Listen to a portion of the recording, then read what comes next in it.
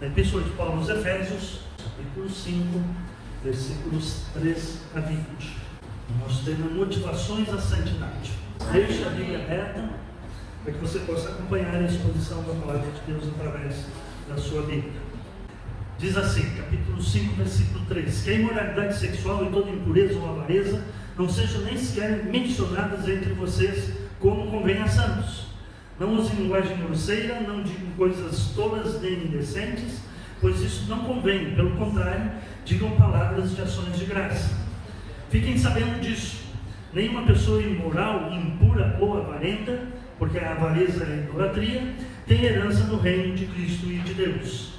Não se deixe enganar com palavras vazias, porque a ira de Deus vem sobre os filhos da desobediência por causa destas coisas. Portanto, não participem daquilo que eles fazem, porque no passado vocês eram trevas, mas agora são luz do Senhor. Vivam como filhos da luz, porque o fruto da luz consiste em toda bondade, justiça e verdade, tratando de descobrir o que é agradável ao Senhor. E não sejam cúmplices nas obras infrutíferas das trevas, pelo contrário, trate de reprová-las. Pois aquilo que eles fazem em segredo é vergonhoso até mencionar, mas todas as coisas, quando reprovadas pela luz, se tornam manifestas, porque tudo que se manifesta é luz. Por isso é que se diz: desperte você que está dormindo, levante-se dentre os mortos e Cristo o iluminará. Portanto, tenham cuidado com a maneira como vocês vivem, e vivam não como tolos, mas como sábios, aproveitando bem o tempo, porque os dias são maus. Por essa razão, não sejam insensatos, mas procurem compreender qual é a vontade do Senhor. E não se embriaguem com vinho, pois isso leva à devassidão, mas deixem-se encher do Espírito, falando entre vocês com salmos, hinos e cânticos espirituais, cantando e louvando com o coração ao Senhor, dando sempre graças por tudo a Deus nosso Pai, em nome de nosso Senhor Jesus Cristo. Deus abençoe a sua palavra nesta noite. Vamos, nosso tema, como eu disse, é motivações à santidade. A guisa de introdução, deixa-me dizer de que Paulo argumentou já a partir do capítulo 1 até o 13, ele falou sobre a natureza da igreja, e no capítulo 2 Paulo vai argumentar de que dos dois povos, dos judeus e dos não-judeus, Deus fez uma nova sociedade. Deus criou a igreja desses dois povos mediante a morte e ressurreição de Jesus Cristo na cruz. Capítulo 4 ele vai dizer que essa igreja precisa ter unidade na diversidade, e ele vai enfatizar isso diversas vezes. E depois Paulo vai argumentar e descrever o ideal da ética cristã, o ideal de como essa igreja deve viver, ou seja, a santidade prática da igreja. Então Paulo trata na Epístola aos Efésios da natureza da igreja, da unidade da igreja, da diversidade da igreja, e a partir do capítulo 4, versículo 17, ele vai falar da santidade da igreja. E ele vai argumentar que essa santidade, longe de ser algo de êxtase, de chegar até o terceiro céu, como Paulo teve a experiência, essa santidade tem que se dar no aqui e agora, na vida que nós levamos no dia a dia, na nossa vida diária. E nesse texto que nós lemos, a partir no versículo 5, ele vai argumentar os motivos que devem nos levar à santidade. Qual a motivação para a santidade prática? E a primeira coisa que Paulo diz aqui a respeito da motivação para que nós vivamos essa santidade prática no dia a dia é a certeza do juízo. Veja o versículo 5. Ele falou fez várias exortações à santidade. A partir do versículo 29 ele falou de deixar mentira, falou de ira, falou de gritaria, falou de controle da boca, falou de blasfêmia, falou de várias coisas que não devem ser feitas pelos cristãos. E aqui no versículo 13 que nós lemos, ele vai falar da imoralidade sexual, que nem sequer deve ser nomeado entre os cristãos. E no versículo 5 em diante, ele vai falar das motivações. Por que eu tenho que ser santo? Por que eu tenho que viver essa santidade prática na igreja? Primeiro, ele vai dizer que nós precisamos viver vida santa porque nós temos certeza do julgamento. Veja o versículo 5. Fiquem sabendo disso. Olha na sua Bíblia aí, versículo 5. Fiquem sabendo disso. Nenhuma pessoa imoral, impura ou avarenta, porque a avareza é idolatria, tem herança no reino de Cristo e de Deus. Não vai herdar o reino de Deus. Qualquer um que viva essa vida imoral que ele descreveu acima, uma vida impura, uma vida avarenta, né? E aqui no contexto da sexualidade, aquele apetite sexual desordenado, desenfreado, ele vai dizer que essas pessoas não vão entrar no reino de Cristo e de Deus. Notem aí que ele fala o reino de Cristo e de Deus, falando da unidade entre Jesus Cristo e Deus, que era questionada por algumas pessoas lá da igreja de Éfeso, dizendo que Jesus não era Deus. Mas aqui Paulo diz reino de Cristo e de Deus, justamente para afirmar a parte da trindade aí de que Cristo e Deus são uma pessoa só. Então ele diz, não vão ter herança no reino de Cristo e de Deus, não adianta. Se vocês não tiverem santidade, não viverem a vida de santidade prática, não entram no reino de Deus. Pelo contrário, são objetos da ira de Deus. São objetos da ira de Deus. Olha o versículo 6. Não se deixe enganar com palavras vazias, porque a ira de Deus vem sobre os filhos da desobediência. Lá em capítulo 2, versículo... não anotei o versículo, capítulo 2, não anotei aqui, mas ele vai falar sobre os filhos da desobediência também, que são pessoas que são desobedientes sempre, tem uma mentalidade para desobedecer. Né? E Paulo, quando escreve aos Romanos, aqui em Efésios, ele até pega leve, mas quando ele escreve aos Romanos, no capítulo 1, ele vai dizer que Deus os entregou a uma mentalidade reprovável. Lembra que nós falamos aqui que a santidade prática tem a ver com a renovação da nossa mente? Lembra-se disso? Quem lembra? Amém? Amém? Isso, renovação da mente. E lá no capítulo 1 de Efésios, Paulo vai dizer, abra sua Bíblia lá, veja o versículo 24. Por isso Deus os entregou às impurezas, pelos desejos do coração deles, para desonrarem o seu corpo entre si. Versículo 26, por causa disso, Deus os entregou. A partir do versículo 28, e por haverem desprezado o conhecimento de Deus na mente, desprezaram Deus na sua mente, por haverem desprezado o conhecimento de Deus, eu estou lendo o capítulo 1 de Romanos, versículo 28, o próprio Deus os entregou a um modo de pensar reprovável, mentalidade reprovável. Percebe? Por isso que santidade prática tem a ver com renovação da mente. Porque se você vive na prática do pecado, Deus está dizendo, Deus aqui falando dessas pessoas que vivem na prática do pecado, diz que Ele os entregou a si mesmo, a uma mentalidade, a um modo de pensar reprovável para praticarem coisas que não convêm. E quando se lê o capítulo 1 de Romanos, a maioria gosta de enfatizar a imoralidade sexual, a homossexualidade e assim por diante. Mas não é só isso que Paulo está condenando, não. Ele está dizendo que Deus os entregou a uma mentalidade reprovável para praticarem coisas que não convêm. E daí quase que como se tivesse dois pontos aí, porque versículo 29, veja na sua Bíblia, capítulo 1, versículo 29, estão cheios de todo tipo de injustiça, de perversidade, avareza, nós vemos lá em Efésios, e maldade. Estão cheios de inveja, homicídio, discórdias, enganos e malícia. São difamadores, caluniadores, inimigos de Deus, insolentes, já viu pessoa insolente? Arrogantes, orgulhosos, inventores de males. A pessoa chama de fake news, né? Desobediente aos pais, insensatos, desleais, sem afeição natural e sem misericórdia. Percebe? Então, quando você achar que está sendo muito santo diante de Deus, leia essa lista aqui para ver onde é que você se encaixa. Embora conheçam a sentença de Deus de que os que praticam tais coisas são passíveis de morte, eles não somente as fazem, mas também aprovam os que as praticam. Inventores de males. Aqui Paulo diz, não se deixe enganar com palavras vazias, porque Deus trará juízo a essas pessoas. Nós, cristãos, para vivermos a vida santa que Deus requer de nós, o pecado é um acidente na nossa vida.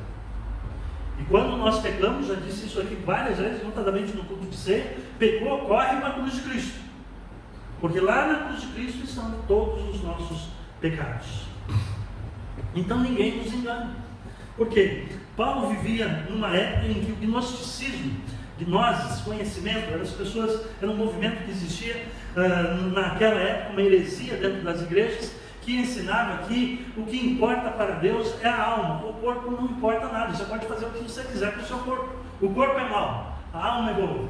E Paulo está dizendo, não vos deixe enganar com palavras vazias, o seu corpo é muito importante, porque se você vive na prática do pecado, Deus nos entregou uma mentalidade reprovável, uma mentalidade que não agrada a Deus, um modo de pensar.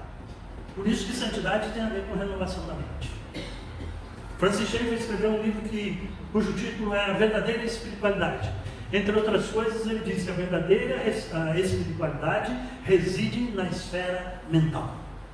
Renovação da mente. Não nos deixe enganar com palavras vazias.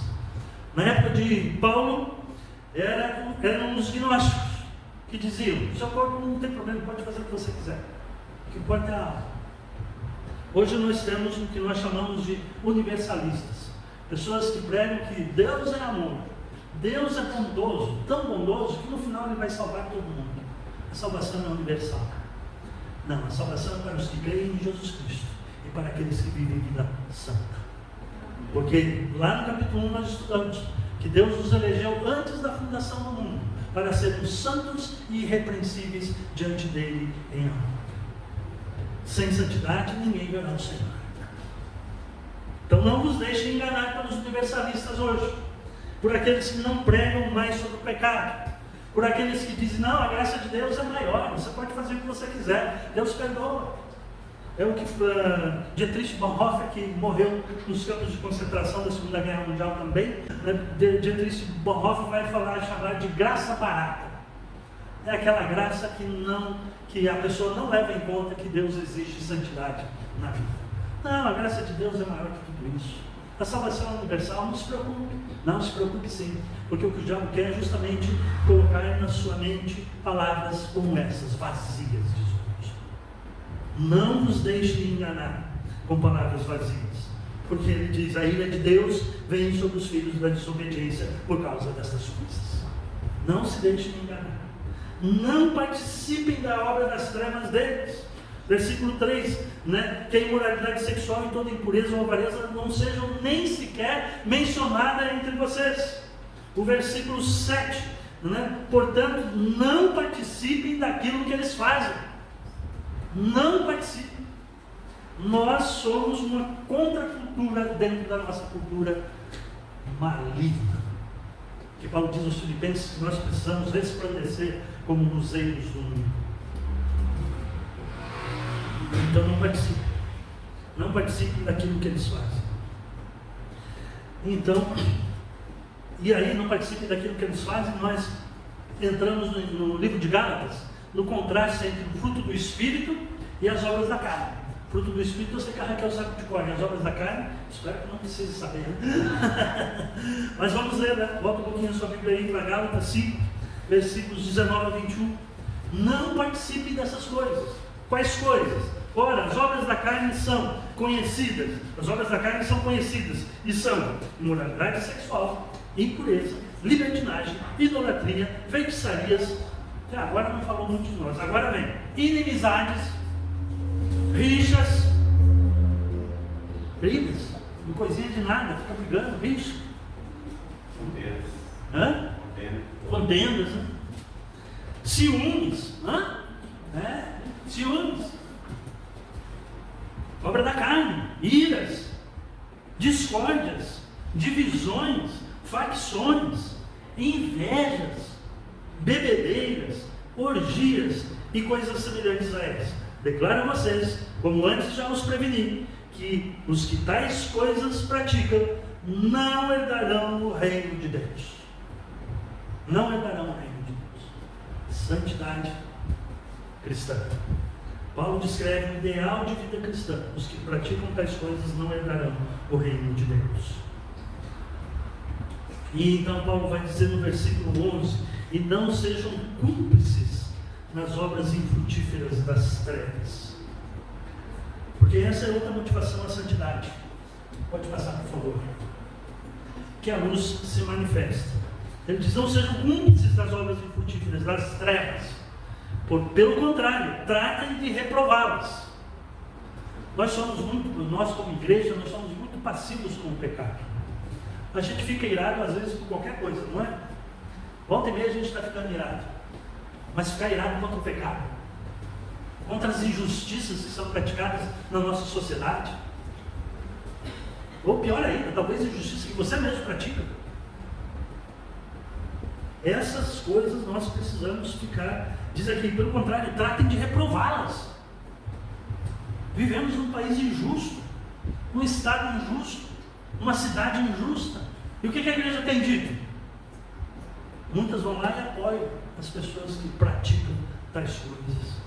Pois aquilo que eles fazem em segredo é vergonhoso até mencionar. Mas todas as coisas, quando reprovadas pela luz, se tornam manifestas. Porque tudo que se manifesta é luz. A luz manifesta as obras das trevas. É por isso que a Bíblia diz que Jesus ensinou no Sermão do Monte que nós precisamos ser sal e luz. E que não se põe uma candeia debaixo do velador, que se põe no alto. É impossível uma cidade iluminada não ser vista. Já viajou à noite? Você está viajando naquela estrada escura, lá no fundo você vê uma luzinha, por menor que seja. A luz aparece, por menor que seja. O cristão que vive na luz ilumina naturalmente as trevas que o rodeiam. Nós precisamos iluminar as trevas que nos rodeiam. O pecado tão de perto nos rodeia, o espírito. O versículo 9 vai dizer que essa luz, né? Cadê o versículo 9? Porque o fruto da luz consiste em toda bondade, justiça e verdade. Percebe? No meio dessas trevas tremendas, nós precisamos ser luz e manifestarmos toda bondade. Você reparou que nas virtudes do fruto do Espírito, de Gálatas 5, 22 e 23, fala de bondade e benignidade? Não é a mesma coisa? Não é. A benignidade é interna. Aquela disposição interna que você tem para ser bondoso. A bondade é externa, é ir lá e fazer o bem mesmo. Percebe? O fruto da luz consiste em toda a bondade. Fazemos a diferença na sociedade que nós vivemos. Em toda a justiça. Ser justo. Os nossos negócios precisam ser justos. E nós, como profissionais, precisamos ser justos. O que mais tem aí de profissional se dizendo cristão é fazer um serviço mal feito e injusto. Na hora de receber, são justos. Na hora de prestar o serviço, são justos. E a verdade, eu sou o caminho, eu sou a verdade. É o Jesus que nós cantamos aqui com tanta ênfase. É o Jesus. E que Jesus se manifeste na sua vida hoje. Através da santidade. Que essa luz que é Jesus transborde em você. Porque nós não podemos ser cúmplices das trevas. Pelo contrário, nós temos que reprová-las. Reprová-las da maneira que nós podemos. E hoje nós podemos reprovar. Nós temos a internet nas nossas mãos. O que nós fazemos com ela? Denunciamos as obras das trevas lá? Percebe? Então nós temos como fazer isso. Não só na nossa vida prática, nos nossos negócios, no nosso profissionalismo, mas também de denunciar as práticas injustas das trevas, ou as obras das trevas, pois aquilo que eles fazem em segredo é vergonhoso até em demonstrar, em mencionar. Mas todas as coisas, quando reprovadas pela luz, se manifestam. É impossível, no meio das trevas, ter uma luz e não influenciar as trevas. Se aqui tivesse tudo escuro, tivesse uma luzinha, você ia ver. Não ia? Lá onde você trabalha, lá onde você estuda, os adolescentes, eles veem a luz que você é? Lá no seu trabalho, eles veem a luz que você é? No negócio que você faz, eles veem a luz que você é? Então, meus irmãos, todas as coisas, quando reprovadas pela luz, se tornam manifestas, porque tudo que se manifesta é luz. Por isso é que diz o texto, ele menciona um texto do Antigo Testamento que diz: desperta você que está dormindo, levante-se entre os mortos e Cristo o iluminará. Portanto, tenham cuidado com a maneira que vocês vivem. A outra motivação à santidade é a natureza da sabedoria de vocês. Pode passar. Portanto, tenham cuidado com a maneira como vocês vivam. E vivam, essa palavra é forte, não vivam como tolos. Alguma tradução aí tem nécios, né? É tolo mesmo. A pessoa sem sabedoria, sem juízo, cabeça dura, arrogante também. Não vivam como tolos, mas como sábios. Sabedoria de Deus. Mas vivam como sábios. Por que como sábios? O que o sábio faz?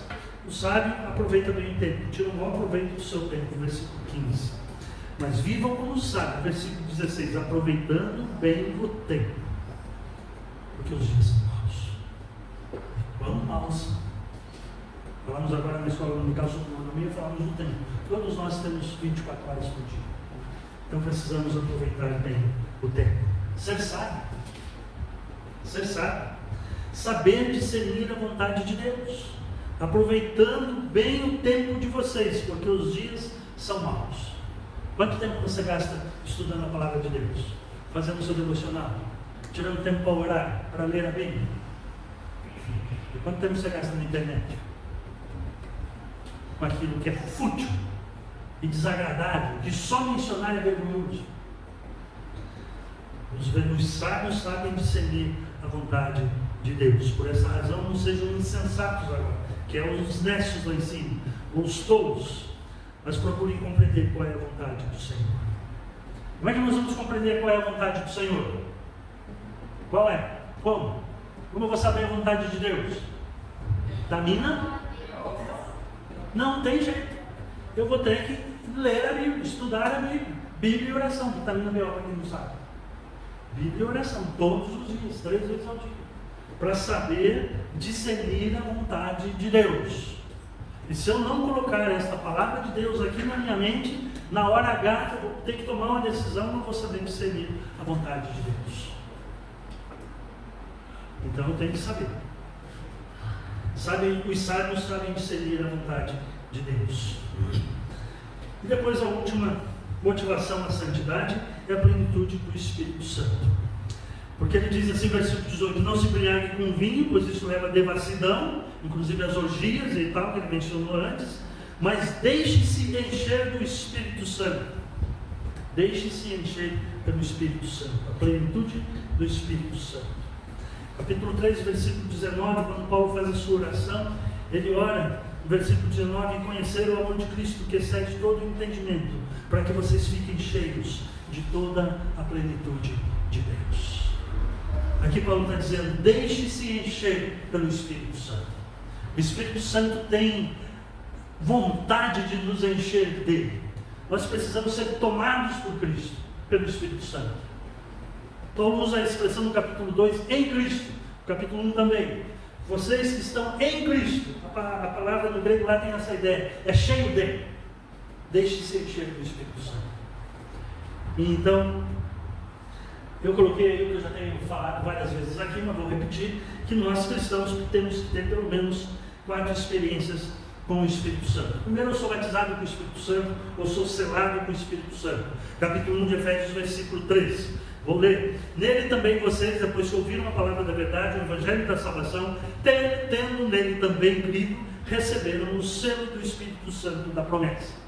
Então você é selado com o Espírito Santo. Depois você tem que manifestar o fruto do Espírito de Gálatas 5, 22 e 23. Então, selado com o Espírito Santo, produzir o fruto do Espírito Santo, descobrir o seu dom ou os seus dons espirituais, terceira experiência, e por último, ser cheio do Espírito Santo. Deixar-se encher do Espírito Santo. Vitamina B na veia. Ser cheio do Espírito Santo. Ter amor, alegria, paz, longanimidade, benignidade, bondade, fidelidade, mansidão, domínio próprio. Domínio próprio, autocontrole, disciplina, autodisciplina. Para eu tomar vitamina BO, eu preciso de disciplina. Ser cheio do Espírito Santo. Então busque isso. Deixe o Espírito Santo tomar conta da sua vida. Não deixe a carne tomar conta da sua vida, mas deixe o Espírito Santo tomar conta da sua vida. Não deixe que seus desejos carnais tomem conta da sua vida, mas deixe que o Espírito Santo tome conta da sua vida. Que é isso que Deus quer, que nós sejamos cheios do Espírito Santo. E quais são os benefícios de estar cheios do Espírito Santo? Olha o versículo 19. É muito interessante que na minha Bíblia já tem uma vírgula. Como é que tem na sua? No versículo 18 para o 19. Continua com a vírgula, não é? Não é com a vírgula? Com a vírgula. Porque está dizendo, como é que você vai ser cheio do Espírito Santo? Falando entre vós com salmos, hinos, cânticos espirituais, cantando e louvando com o coração ao Senhor, dando sempre graças por tudo a nosso Deus Pai, em nome de nosso Senhor Jesus Cristo. Amém? É isso que Deus quer de nós. Em vez de nós sermos cúmplices das obras das trevas, como ele falou antes, ele quer que nós falemos, né, entre nós com salmos, com hinos, com cânticos espirituais, cantando e louvando com o coração ao Senhor. Os salmos aqui, não sei se vocês sabem, mas os salmos eram os cânticos do Antigo Testamento. E que a igreja primitiva, a igreja da época de Paulo, usava muitos salmos cantados nos cultos.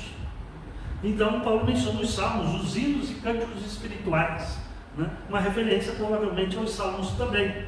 Cantando e louvando ao Senhor com o coração de vocês. De coração, de mente e alma. Sabe quando você canta e sente a emoção da presença de Deus, do Espírito Santo? É isso que Paulo está dizendo aqui. Deixem-se encher do Espírito Santo. E quando vocês falam entre vocês com salmos, hinos e cânticos espirituais, cantando e louvando de coração ao Senhor, é isso que acontece. O culto coletivo se torna uma grande bênção na minha vida. E a minha vida vai ser luz na vida das pessoas. E as pessoas vão dizer, nossa, como é agradável ficar perto de você. Ou então elas vão dizer o contrário, nossa, como é difícil ficar perto de você. Não é? Se você for cúmplice das obras das trevas, vão dizer que é difícil ficar perto de você. Mas se você se deixar encher pelo Espírito Santo, cantando, como é que diz? Falando entre vós, com salmos e hinos e cânticos espirituais, louvando de coração ao Senhor, dando sempre graças por tudo. Dando sempre graças por tudo. Qual é a nossa tendência? Reclamar de tudo, né? Murmurar. Lembra quando lá no povo de Israel murmurou contra Moisés e Arão? O que aconteceu com eles? 40 anos no deserto. Porque murmuraram contra Moisés e Arão. Agora vamos dar uma volta no deserto. Até aprender. Uma geração inteira. 40 anos é uma geração. Vão morrer aqui no deserto. A nova geração é. Então, meus irmãos, como nós somos cheios do Espírito Santo, nós estamos sempre dando graças ao Senhor e falando com salmos, hinos e cânticos espirituais. A queixa, né? a murmuração, a reclamação, e a gente tem, né? Mas o Paulo já ensinou antes, que é a nossa, versículo 29, não saia da capítulo 4, versículo 29. Não saia da boca de vocês nenhuma palavra suja, mas unicamente a que for boa para edificação, conforme a necessidade. Não tem necessidade de ficar falando o tempo todo, conforme a necessidade, e assim transmita o quê? Graça aos que ouvem.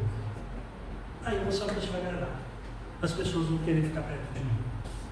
No meu ambiente de trabalho, o ambiente vai mudar porque eu estou lá. Mudar para melhor. Porque se você for um murmurador, vai mudar também, para pior.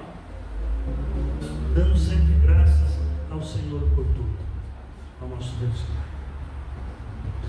Então, os benefícios de estar cheio do Espírito Santo, comunhão e adoração. Você vem para o culto coletivo no domingo, cheio do Espírito Santo.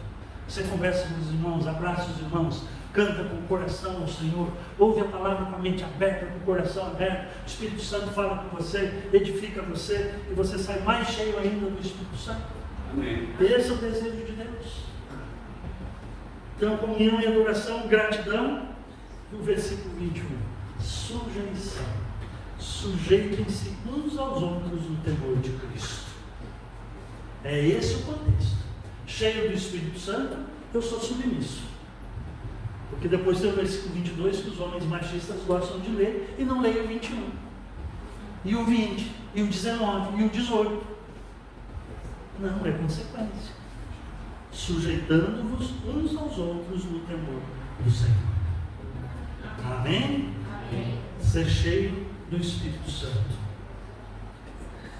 Então, meus irmãos, para concluir, a santidade da igreja se caracteriza pela renovação da nossa mente e se manifesta de forma prática. Amém? Amém. Vamos repetir essa frase todos juntos? Vamos lá? A santidade da igreja se caracteriza pela renovação da mente e se manifesta de forma prática. Se manifesta de forma prática. Aqui Paulo está argumentando, olha, as motivações a você ser santo, Deus vai julgar. A luz vai manifestar. E você precisa viver na plenitude do Espírito Santo. Amém? Amém. Sua mente está sendo transformada pela palavra de Deus ou pelas informações fúteis da internet, da televisão? Que tipo de música você tem ouvido?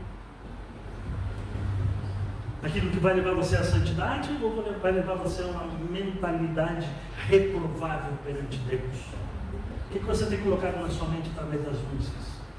Os adolescentes aí, o que você tem ouvido? O que está colocando na sua mente? Isso é a palavra do Senhor. A santidade da sua vida se manifesta de forma prática onde você está.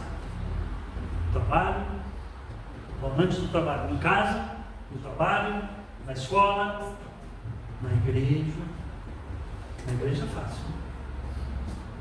Então, curve sua mente, feche seus olhos, curve sua cabeça, feche seus olhos e deixe o Espírito Santo falar com você através desse texto. Fruto da luz, ser cheio do Espírito Santo, ser sábio, aproveitar bem o tempo, porque os dias são maus. Senhor Deus e Pai Todo-Poderoso, te louvamos, Senhor, pela Tua palavra. Essa palavra que é viva e eficaz e mais cortante do que a espada de 2 gumes. Queremos te pedir, Senhor, que Teu Espírito Santo faça viva essa palavra em cada mente de cada pessoa que está ouvindo nesta noite. Senhor, que Teu Espírito Santo faça esta palavra incomodar as nossas mentes e que nós possamos nos preocupar em viver em santidade. Que jamais, Senhor, nós possamos ser entregues a uma mentalidade reprovável, mas pelo contrário, Senhor, que nós possamos ser cheios do Espírito Santo e que nós possamos viver falando com salmos, com hinos, viver uma vida de gratidão a Ti e que nós possamos iluminar o lugar onde nós estamos inseridos. Abençoe esta igreja como instituição aqui neste bairro, aqui nessa cidade, que nós sejamos sal e luz na vida das pessoas, que esta igreja seja conhecida pelo caráter dos seus membros, por pessoas que cumprem a Tua palavra, que obedecem a Tua palavra, que são santos no seu modo de agir. Abençoa-nos, Senhor, e tem misericórdia de nós, perdoando todos os nossos pecados. Em nome de Jesus, Senhor. Amém. Amém. Que Deus os abençoe em nome de Jesus.